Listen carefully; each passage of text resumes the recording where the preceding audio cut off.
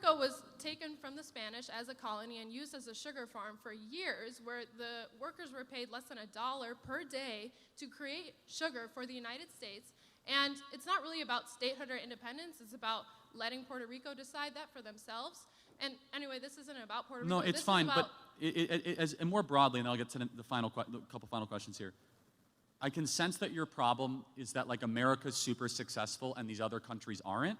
And foundationally, it's rooted in envy, bitterness, and resentment, because we are the world's superpower. It's not because we've held anybody back.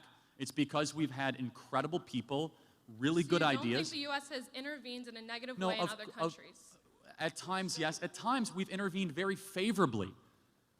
Can you at least acknowledge at times that... Sure, there has been aid, but there's also been terrible coups. Not just aid. South Korea exists because of American involvement. Kuwait exists because of American involvement. But it's not. So... But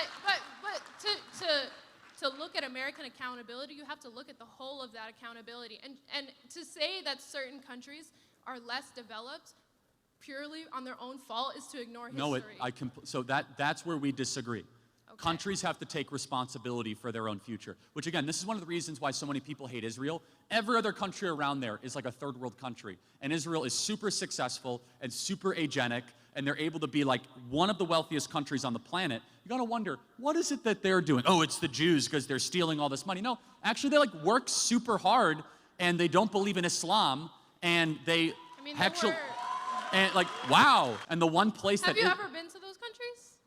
Yeah, actually, I have been to Israel, and I've been to the Palestinian Authority. I've been to the West Bank. I've actually visited it.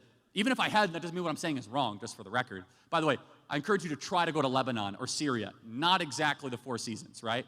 So, and you not don't great. think that U.S. intervention has anything to do with that? Partially, but again, to blame the evil U.S. intervention for every single problem is, at its core, intellectually sloppy,